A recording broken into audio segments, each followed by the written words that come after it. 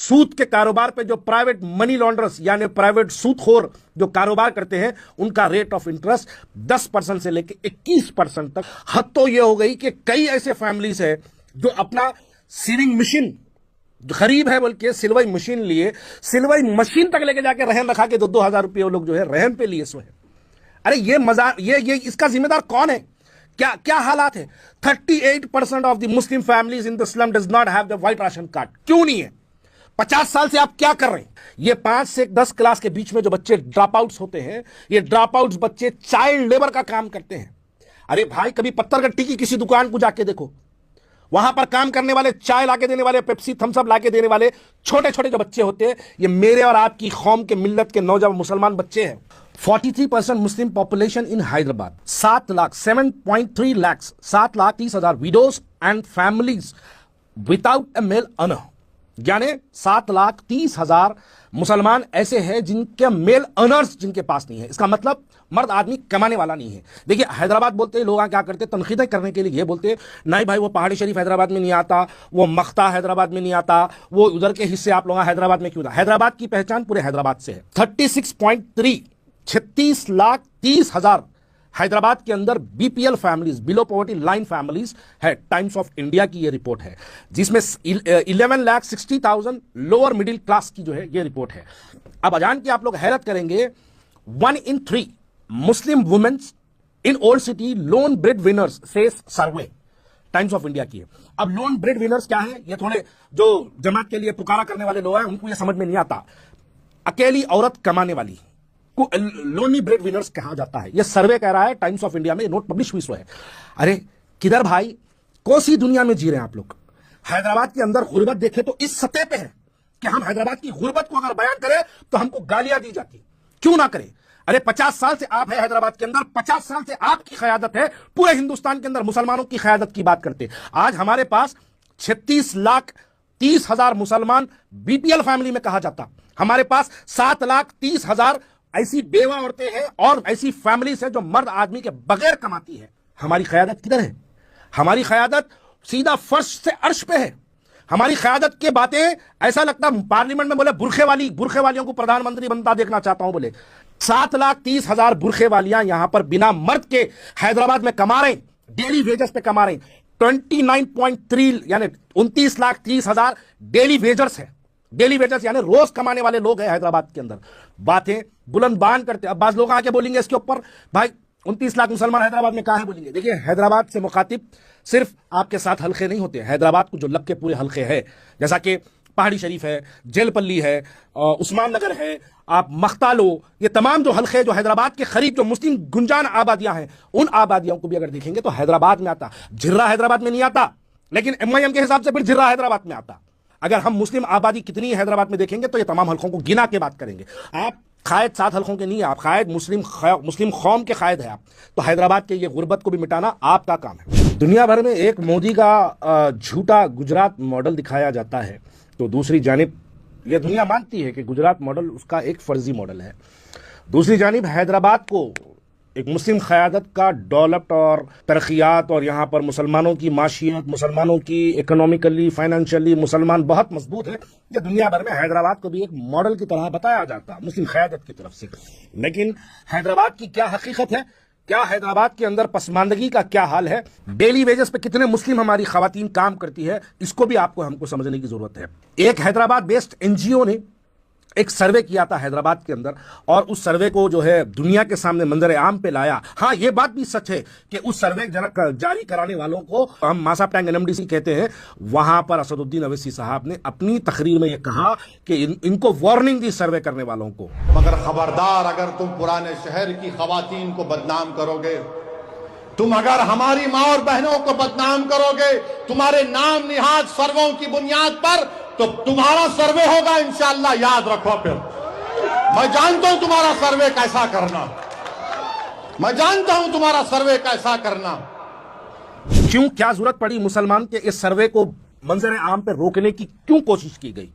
क्यों मुसलमानों की देखिए, अगर यह सर्वे से पता चल जाए ये सर्वे के बाद अगर लोगों को यह पता चल जाए कि मुसलमानों की पसमानदगी पुराने शहर हैदराबाद में कितनी है, तो आपका चेहरा शर्म से लाल लाल हो जाएगा। हैदराबाद में ये जो गुर्बत है, इस गुर्बत का जिम्मेदार कौन है? हैदराबाद में, पूरे हैदराबाद में टोटल 1500 नोटिफाइड और अननोटिफाइड 1500 स्लम्स है, जिसके अंदर 88 स्लम्स के अंदर सर्वे किया, जो 5480 मकानात तक सर्वे टीम गई सर्वे करे। सर्वे करने के बाद यह पता चला हैदराबाद के अंदर 65% मुसलमान सूद के अंदर मुलव्वस है। किसी का घर रहन, किसी का सोना रहन, किसी की चांदी रहन, किसी का ऑटो रहन, किसी का मकान रहन, ये जो रेट, ये इंटरेस्ट के ऊपर जो पुराने शहर में जो सूद पे चल रहा, इसके अंदर 65% फैमिलीज, मैं बात कर रहा हूं फैमिलीज की, तो मुसलमानों की बात कर रहा हूं, 65% मुस्लिम फैमिलीज सूद के अंदर परेशान है। सूद के कारोबार पे जो प्राइवेट मनी लॉन्डर्स यानी प्राइवेट सूदखोर जो कारोबार करते हैं, उनका रेट ऑफ इंटरेस्ट 10% से लेकर 21% तक।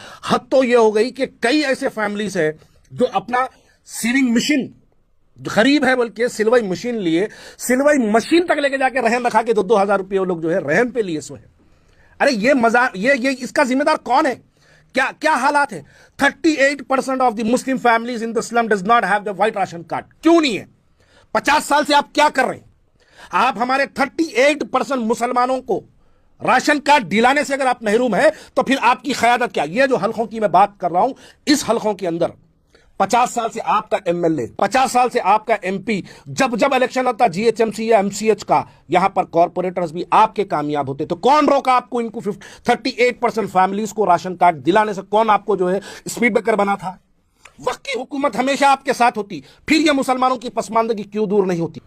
हैदराबाद में आप ये जान के हैरत करेंगे, 70% childrens goes to the private school, 14% goes to the government school and 7% goes to the मदरसास। हमारे गवर्नमेंट स्कूल्स में 14% बच्चे पढ़ते हैं। हुकूमत की जानिब से गवर्नमेंट स्कूल्स के क्या हालात है? हमारे पास क्या पसमानदगी? 15% childrens drop out from school between the a class 5th to 10th। Only 5% goes to the higher education. ये 5 से 10 क्लास के बीच में जो बच्चे ड्रॉप आउट्स होते हैं, ये ड्रॉप आउट्स बच्चे चाइल्ड लेबर का काम करते हैं। अरे भाई, कभी पत्थरगट्टी की किसी दुकान को जाके देखो, वहां पर काम करने वाले, चाय लाके देने वाले, पेप्सी थम्सअप लाके देने वाले छोटे छोटे जो बच्चे होते हैं, ये मेरे और आपकी कौम के मिल्लत के नौजवान मुसलमान बच्चे हैं। कितने मासूम बच्चे, 6, 8 साल, 10 साल का बच्चा स्कूल में क्या करते? बेटा तुम यहां क्यों काम कर रहे हैं? नहीं, बाबा को पॉलिश मार दिया, बाबा ऑटो चलाते, बाबा पी के घर को नहीं आते, हमारी अम्मा को देखने वाला कोई भी नहीं है, लिहाजा हम काम कर रहे हैं। अरे ऐसे 1-2 नहीं है, हजारों की तादाद में बच्चे हैं। ये कौन जिम्मेदार है इसका? इस पसमानदगी का जिम्मेदार कौन है? 50% of the slums have a poor sanitation and poor access to the clean water। इसका मतलब क्या है?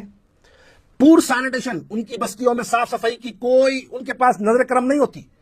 उनके पास पीने का साफ पानी बिल्कुल यानी पानी ना के बराबर है। इसके जिम्मेदार कौन है? कौन आपको रोक रखा? अरे इसी हलकों में आप ही एमएलए, आप ही एमपी, आप ही कॉर्पोरेटर, आप ही कायद, ये लोग जो बस्तियों के अंदर काम करने वाले हैं, ये आपके लिए इलेक्शन में दिन दिन भर ठहर के आपको वोट डालते, 50 साल से आपको कामयाब करवाते आए। उनके पास पीने का पानी नहीं। मैं नहीं कह रहा हूं, सर्वे रिपोर्ट कहती है।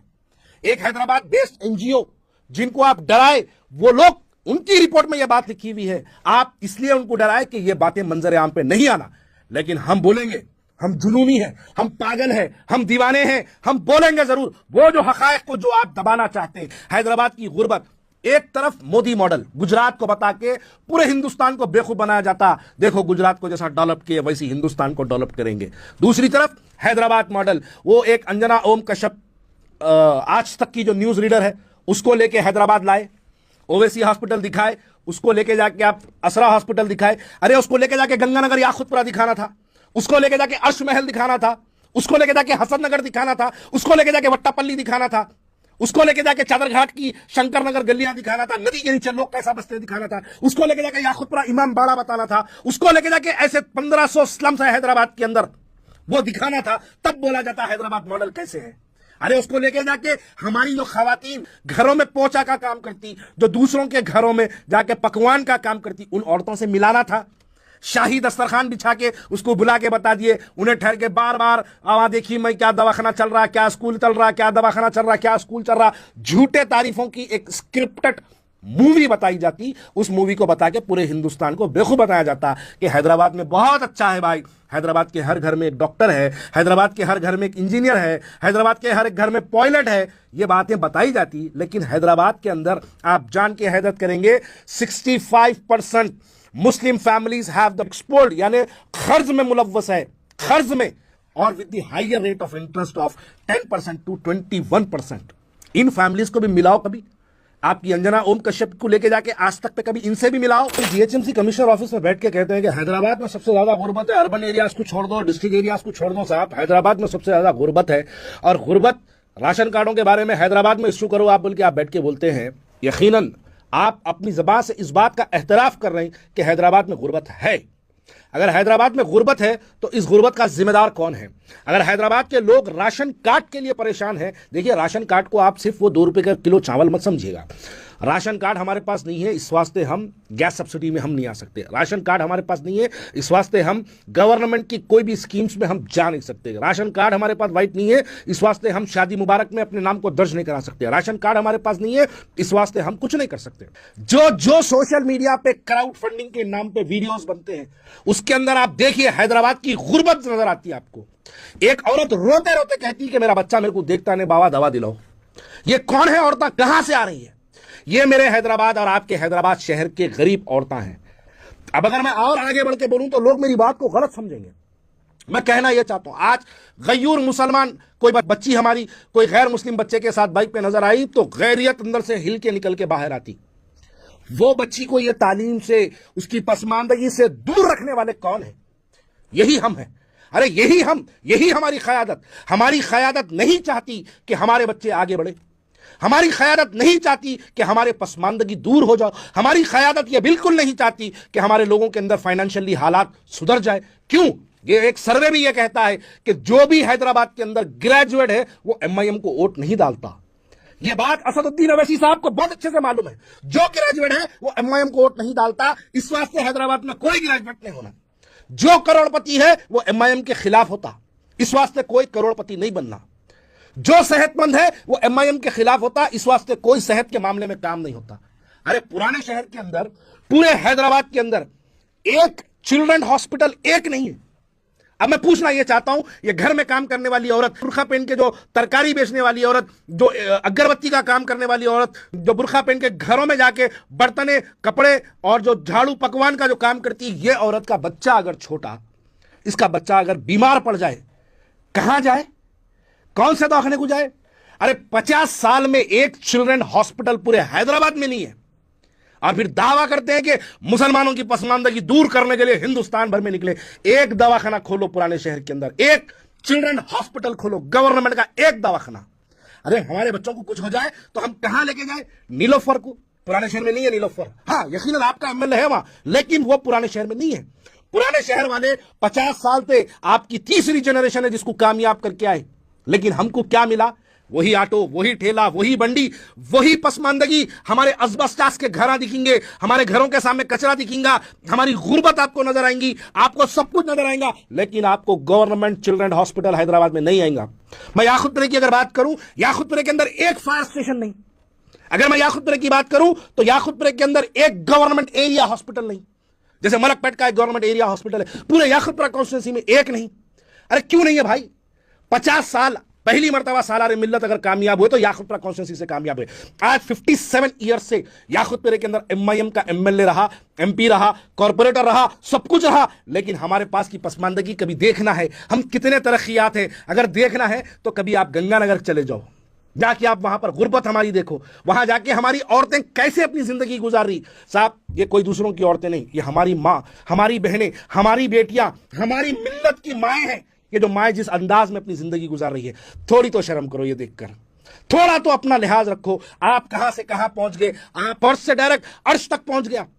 आपकी पसमानदगी कितनी दूर हुई, आपके घर की कारें बताती कि कितनी आपकी पसमानदगी दूर हुई। अरे ओढ़ डालने वाले आज भी वही असबस्टास के घर में, वही टूटे पुट्टे मकानों में, वही घरों में काम कर कर आपको कामयाब करते। आप defender, range rover, Mercedes G wagon, land cruiser, Nissan petrol, ये तमाम चीजें आपकी पहचान है।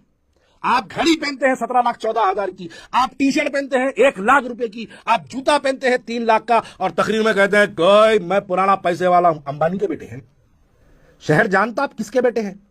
आप इतने गुरूर तकब्बुर की बात मत करो। आप जो बोल रहे हैं मैं बचपन से पैदा हुआ पैसे वाला हूं, आपके अंबानी के बेटे हैं। आप कौन है हम नहीं जानते। अरे हम हैं, हमने चंदा देके दारुस्सलाम मेडिकल कॉलेज को हमने चंदा देके कायम किया। हम जब दारुस्सलाम के अंदर, मैं अपनी जाती बात कर रहा हूं, मेरे बाप दादाओं ने दक्कन मेडिकल कॉलेज के नाम पर चंदा दिया, सो रसीदा है। ये हमारी हकीकत है। और हमारी कौम आज, हमारी मिल्लत, हमारी कौम की मां बेटियां सड़कों पे भीख मांगने पर मजबूर है। क्या हमने इसलिए आपको तरक्की दिलवाई? क्या हमको आपको तरक्की दिलाने का यह मकसद था? मकसद यह नहीं था। मकसद यह था कि एक कौम का मेडिकल कॉलेज आएगा तो हम यह समझ के आपको चंदा दिए थे कि उसके अंदर कई मुसलमान बच्चे डॉक्टर बनेंगे और कौम की अपलिफ्टमेंट होगा, कौम के अंदर एक तरक्की पैदा होगी, हम ये सोचे। लेकिन हैरत करेंगे जान के 65% मुसलमान हैदराबाद के खर्च में मुलव्वस है। आपके पास कोई प्लान है उनको खर्च से बाहर निकालने का? आपके पास कोई एक स्ट्रैटेजी है आपके पास जो उनको आप इन परेशानियों से निकालेंगे? पूरे मुरीदा ब्लड कैंप कराते हैं, लेके जाके ब्लड कहां देते हैं?